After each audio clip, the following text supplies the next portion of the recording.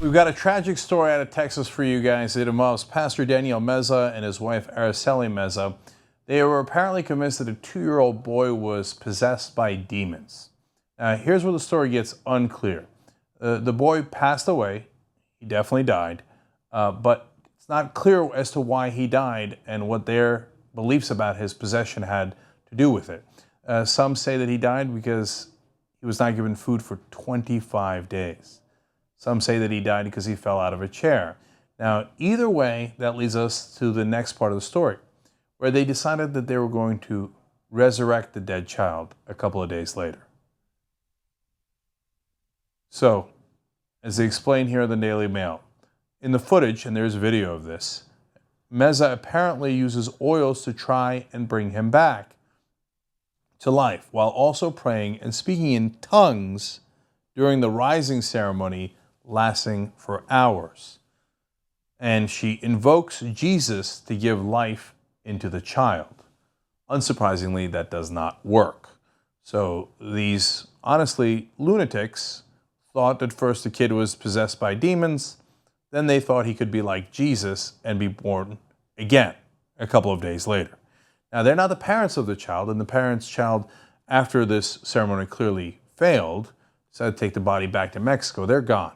Now, at this point, Araceli Meza, who led this, that's the pastor's wife, was arrested because she's charged with injury to a child by omission, which is you should have taken care of him. If she was involved in the process of not feeding him for 25 days, well, that would be your injury to a child by omission. I suppose a trial will, of course, determine that. But what is absolutely clear is that religion will drive people to do insane things no matter what the religion is. Obviously, in this case, it happens to be Christianity. Now, we have a piece of the video for you. The kid is blocked out, and it's obviously disturbing to watch. He's already passed away. But I want you to get a sense of it, because crazy is not the monopoly of any one religion. Watch these Christians.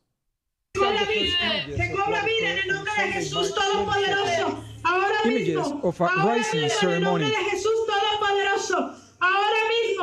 The woman on the video with the child in her arms is Araceli Meza, identified by witnesses as the pastor of a church called Iglesia Congregacional Pueblo de Dios. In the name Jesus, she used oils to try to bring him back to life. She speaks in tongues during the ceremony, which lasted for hours. She invokes Jesus to give breath to the child. Look, in Myanmar, we have Buddhists massacring Muslims. We've got some Muslims throughout the world doing terrible things. We've got this, speaking in tongues. I mean, resurrection, exorcism. You know, the governor of Louisiana, who's a Christian, thought he would do an exorcism on a friend of his when they were in college.